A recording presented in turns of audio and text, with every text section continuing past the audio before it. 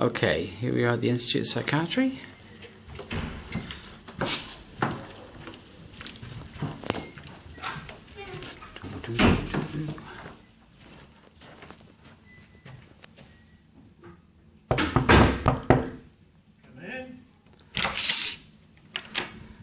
Good afternoon, Professor Bowers. Hi, Jeff. Could I spend a few minutes of your time and ask you a few questions? I suppose so. Okay. I've been reading about this Safewards project of yours, and I wanted to know one thing, and that is just how good is the evidence? Right, well, I think you've got to think about two things, first of all. There's the evidence for the underlying Safewards model, and the evidence for the 10 interventions.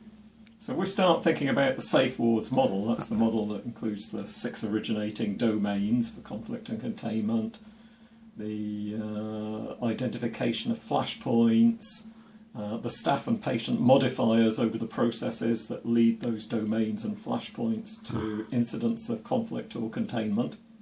We think about that model. How good is the evidence for that model? Well, we reviewed over 1,000 research studies dating from the 1960s onwards on aggression, on absconding, on rule breaking, on self-harm, on inpatient suicide, on PRN medication, on special observation, all of the different conflict and containment items, well over 1,000 papers. I can't even remember off the top of my head how many people worked on that process. But if you want to scan the camera around, Jeff, you can show people all of these boxes are full of those over 1,100 papers, right the way up to the top there. And if you pan slowly around here, that's just not the full total either. There's all of those up on that side as well. Oh my God. So you can see what a massive amount of work it was to try and, if you like, put together all of the evidence that existed previously about what determined rates of conflict and containment on the wards. And it wasn't just you that read all those, was it? It certainly wasn't just me. I was going to say it's about 16 people, I think, possibly altogether were involved in that exercise. Around about 5 years after I started this research program, I began to realise that I would never personally be able to read all of the literature or assess all of the evidence. By the time I got to the end, I would have had to have started again, and there would have been another 100, 200 papers to read. And besides which, one person can't deal with all of that material. So I had to develop a systematic way of looking at the entirety of the evidence and the literature and get the best knowledge that we could out of those papers so that we could develop the Safewards model. Now that looks imposing, all of those very many folders full of, as I say, over these 1,000 papers. But generally speaking, the methods, the scientific methods on which those papers were based were not the best. This is because largely people were doing these projects in their own time with very little in the way of resources and usually without research funds. So the most prevalent sort of paper was somebody like you or I, when we were working on the wards, who decided to collect a little bit of audit data, look at what the official records were saying and do some descriptions, say, of the type of patients who were most likely to be violent, most likely to be aggressive. And lots of that stuff in those boxes up there is that sort of material. And that only gets you so far. It's a good contribution and it's an obvious place for the work to start. But what we really need to guide practice is experiments. Randomised experiments, and experiments where there's a control, so you can absolutely say that the interventions have made a difference. Of that sort of stuff, there is hardly any. By the time we got to this entire process, there were only about half a dozen of those in the entire literature. So is the evidence for the Safewards model good? It's profuse, there's a lot of it, but the quality of that evidence is not perfect. Into that pot also went the learning from our individual research studies, and those research studies that we did, the research team here, and where we were previously, so here we're at the Institute of Psychiatry and before we were at City University, The big studies that we did were the Tompkins Acute Ward study, the City 1 to 8 study, the City Nurses study, in which you were involved as a city nurse, Jeff. Yep. And where I first had you working for me.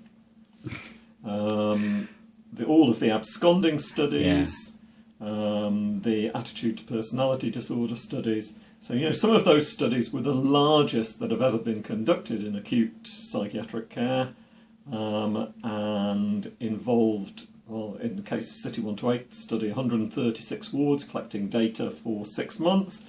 In the case of the Tompkins Acute Ward study, it was 16 wards collecting data for 3 years, 2 to 3 years. And also we used the official data over a 5-year time span. It was interviews of hundreds of patients across the different studies and interviews of hundreds of staff. So all the learning and the knowledge from them went into the Safewards study, the Safewards model again, and it was that Safewards model that enabled us to develop the interventions. So how good is the evidence for the Safewards model? It's good. It's as good as we get at the moment, but in future it will be a lot better. It will get a lot better and the model will be perfected. Then you come back to those 10 interventions, the 10 Safewards interventions that we did use in a randomised controlled trial.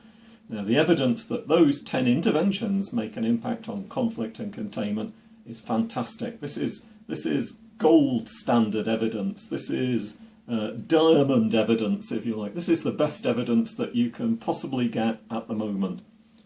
Why is it that good? It's that good because the hospitals and the wards were chosen randomly. Because once those hospitals and wards were chosen randomly, they were randomly allocated as to whether they would get an experimental or a control intervention. There really was a control intervention, so those people who were working on the control wards also expected to see change in conflict and containment rates. So we were controlling for that expectation. We were controlling for other things that were going on in those hospitals at the same time. All of the randomisation was done completely independently. The staff who were working on the wards were blind to whether they were in the experimental or the control condition. They didn't know, didn't even really realise, most of them, that there was an experimental or a control condition. So that didn't have an impact on the results. When it came to the analysis, the data that we fed back to the statistician, it was fed back to him in a form that meant he didn't know which piece of data related to the experimental or the control intervention. Every conceivable check and balance to try and make sure that this process was done well, objectively, without any form of bias or without the potential for any kind of cheating. The whole lot was in there to the best of modern standards. And that evidence tells you that the 10 Safewards interventions work, and if you use them, you will get decreases in conflict and containment. Could the evidence be better? The evidence can always be better. I'd like to have another 10 similar trials done by 10 independent people around the world in different settings, also showing the same findings that these work. But as far as it goes in mental health nursing, this is one of the best quality trials we have. As far as it goes in inpatient mental health care, this is the best quality trial that we've got. Okay. One last question then. You said that the evidence was the best it can get. Every research trial has its weaknesses. What would you say would be the weaknesses that people just need to, and how did you kind of work out that those weaknesses didn't affect your overall results? As far as the design is concerned, I cannot point to a single weakness that could be remedied. I suppose you can think about some ideal solutions. One of the things which is not perfect is that we were reliant on staff completing end-of-shift checklists about the frequency of conflict and containment events. Now, they didn't always, there were lots of missing data in that because people who were participating in the trial didn't always complete those end-of-shift checklists. We did every conceivable test to show that that missing data was not biased, but I would have liked to have had much less of that missing data, for example. I would like to have had a thoroughly independent method of assessing the rates of conflict and containment on the ward, but that doesn't exist. Sure. You're always reliant on the reports of staff. you'd have to situate an observer on every ward, on every shift, 7 days a week, 3 shifts a day, for a sustained period of time to independently rate all of the different incidents that were occurring. And clearly that's not feasible and is never going to be feasible. So that is something that we don't have an alternative to.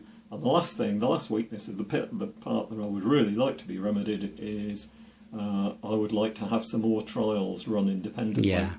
Or better still, I'd like everybody outside there who's now implementing Safewards to do thorough evaluations of different sorts on their implementation and publish their results. Get those results out there in print, whether they are positive or negative. Regardless of what your results are, please do publish them. Once they get published, it means you can put all of the results together and you get a stronger case. But the best possible case would be more randomised controlled trials. Unfortunately, they're costly, but I hope some of them will happen. Yeah, me too. All right, Len, thanks very much for that, and good luck with the rest of your day. Thank you.